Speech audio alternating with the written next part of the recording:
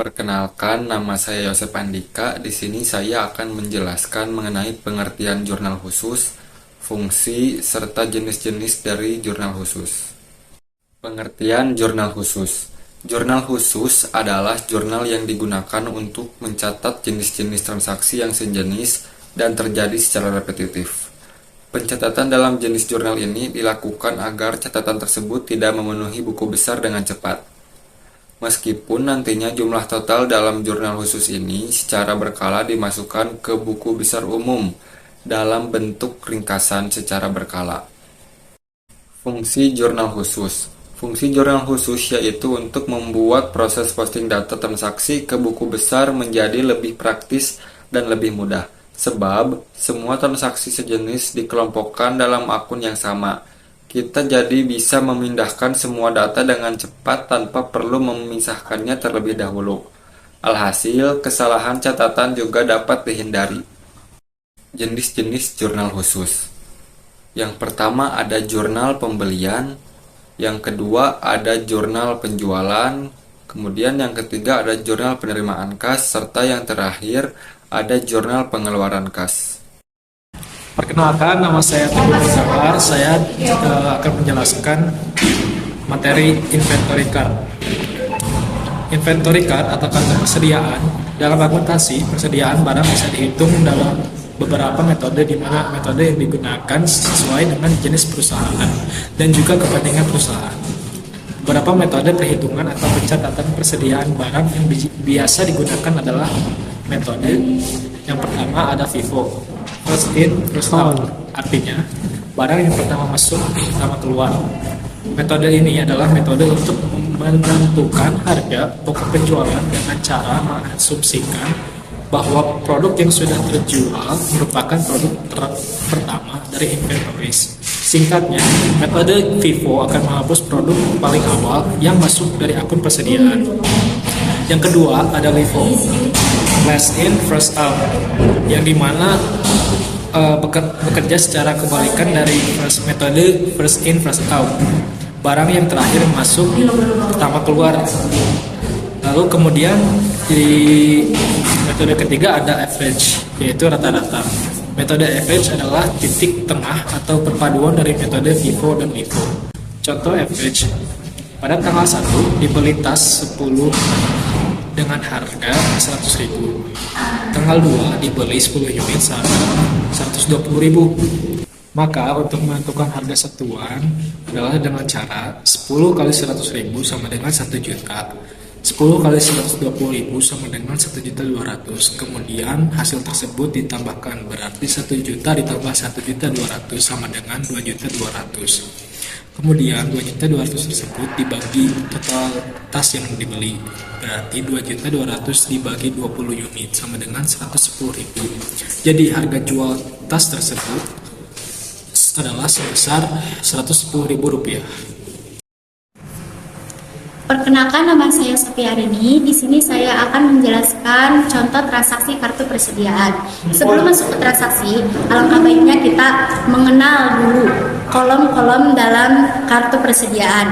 Yang pertama ada kolom tanggal, yang kedua deskripsi, kemudian masuk, keluar, dan saldo.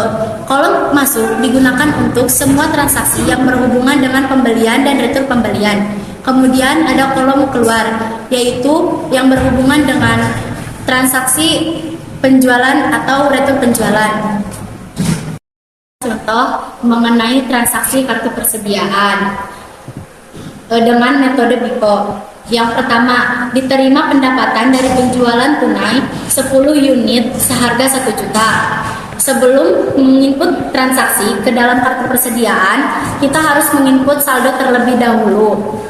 Dalam perusahaan ini terdapat 20 unit seharga 1 juta.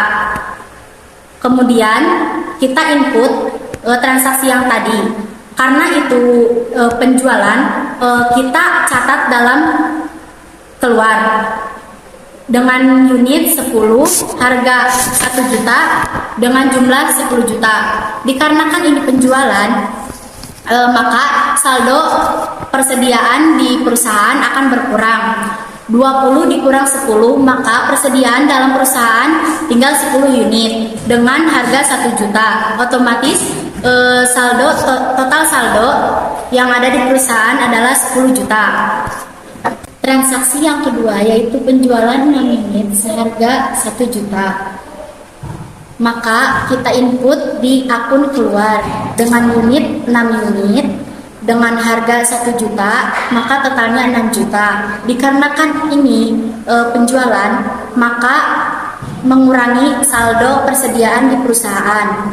10 dikurangi 6, maka sisanya adalah 4. 4 dengan harga 1 juta, maka total persediaan adalah 4 juta. Kita lanjutkan ke transaksi yang ketiga yaitu pengembalian 1 unit seharga 1 juta tertanggal 2 Desember. Pengembalian ini disebut dengan retur penjualan. Maka dalam saldo perusahaan akan bertambah dikarenakan barang yang sudah dijual kembali lagi kepada perusahaan. Maka dicatat di akun keluar dengan menggunakan tanda minus atau tanda kurung. 1 dengan harga 1 juta, maka totalnya 1 juta. Karena tadi di persediaan perusahaan ada 4 unit, maka bertambah menjadi 5 unit dikarenakan pengembalian barang tadi. Maka jumlah total persediaan di perusahaan adalah 5 juta. Kita lanjutkan ke transaksi yang keempat yaitu dibeli 5 unit dengan harga satuan 1.100.000. Maka kita catat di akun masuk atau in dengan unit 5, harga satuannya 1.100.000 dan totalnya 5.500.000. Dikarenakan harga satuannya berbeda dengan saldo sebelumnya, maka dalam pencatatan saldonya tidak disamakan atau tidak dijumlahkan. Transaksi yang kelima yaitu pengembalian 2 unit tertanggal 4 Desember.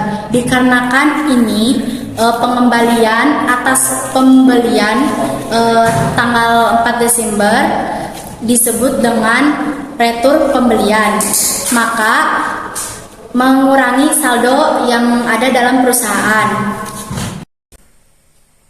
Pengertian jurnal penerimaan kas. Jurnal penerimaan kas yaitu jurnal yang mengatur semua arus kas masuk dari organisasi bisnis. Dengan kata lain, jurnal digunakan untuk mencatat semua uang yang masuk ke dalam bisnis. Jurnal penerimaan kas termasuk jurnal khusus yang digunakan untuk tujuan penataan kas yang diterima oleh suatu bisnis dari sumber manapun. Kemudian, ada juga sumber utama penerimaan kas adalah sebagai berikut. Yang pertama, ada penjualan tunai. Kedua, ada dari penjualan aset dengan cara tunai. Yang ketiga, ada penerimaan dari pelanggan atau pelunasan faktur. Yang keempat, ada penerimaan bunga dividen atau sewa. Dan yang terakhir, ada pinjaman dari individu atau bank atau juga dari lembaga keuangan. Transaksi jurnal penerimaan kas.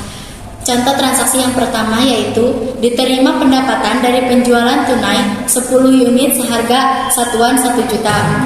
Maka 10 unit tersebut dikalikan dengan 1 juta, maka jumlahnya adalah 10 juta.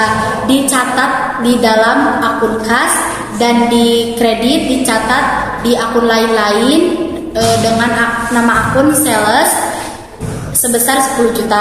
Yang kedua yaitu transaksi diterima pelunasan faktur tertanggal 2 Desember. Maka dalam jurnal penerimaan kas dicatat pendapatan dengan di akun kas sebesar 6 juta dan di akun piutang dagang sebesar 6 juta.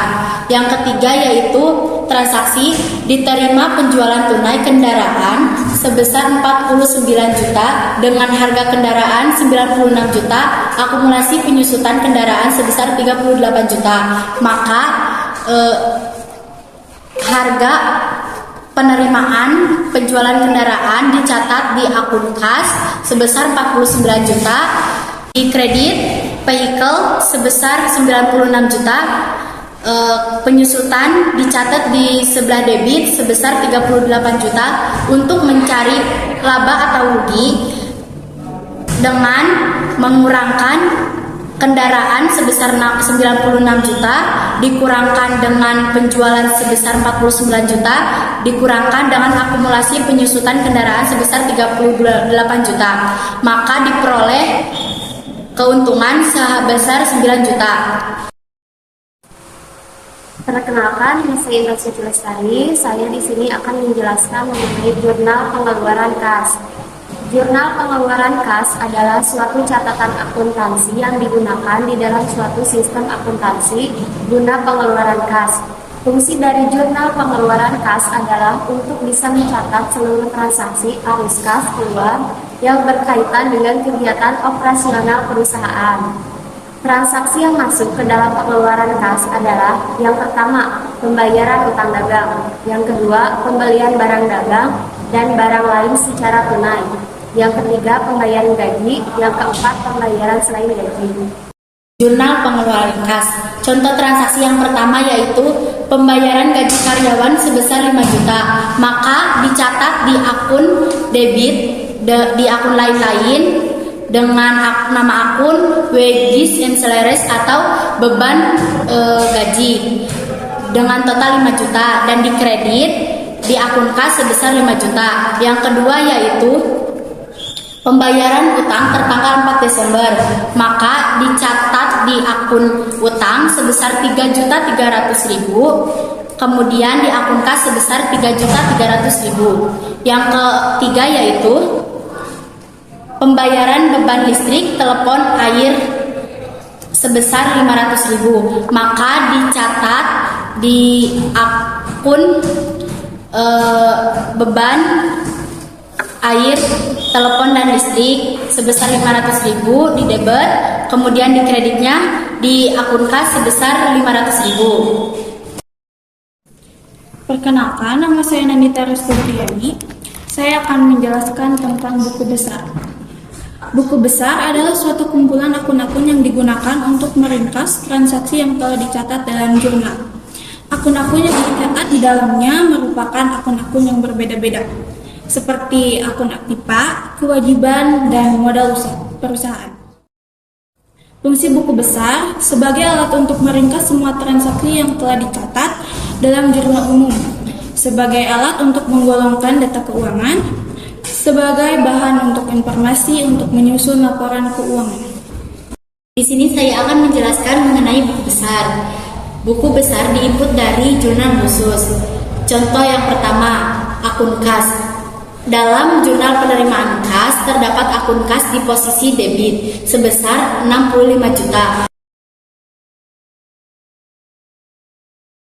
Yang kedua yaitu di jurnal pengeluaran kas terdapat akun kas di sisi kredit sebesar 8.800.000. Dikarenakan saldo pertama dengan saldo kedua berbeda posisi, yang pertama di posisi debit dan yang kedua di posisi kredit, maka jumlah saldo tersebut dikurangkan, yaitu 65 juta dikurangkan 8.800.000, maka jumlahnya adalah 56.200.000 di posisi debit.